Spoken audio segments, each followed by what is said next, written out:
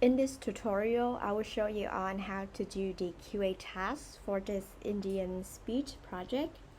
So first off, we will need to listen to the audio first to identify the gender to choose the appropriate label. Or OAC minus to this double bond. Okay, because this is a male voice, so we're gonna choose the male label, and then we will start to create the segment by click, hold, and then drag the mouse to cover the waveform. So there are two important rules here that you need to be cautious of. So firstly, the segment needs to follow the 8-second rule, which means that it must be under 8 seconds. So as we can see here, this segment is about 3 seconds only. So it is valid, it is still under 8 seconds. The second rule here is that the segment must be tied to the waveform.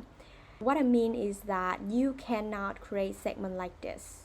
This is not appropriate. You must create the segment tied to the waveform. So I will adjust the segment. And then after creating the segment, we will transcribe the audio 100% exactly to what the speaker said.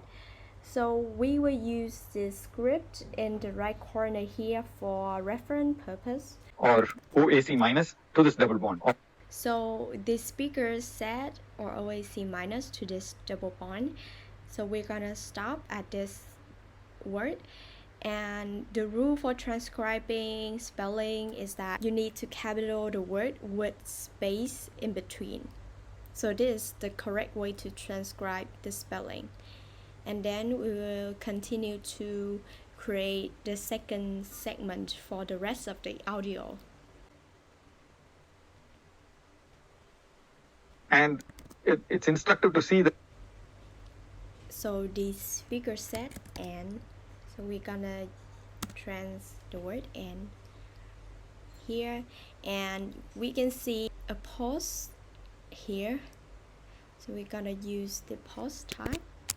So in this project, all of the tags must be in capital, like this.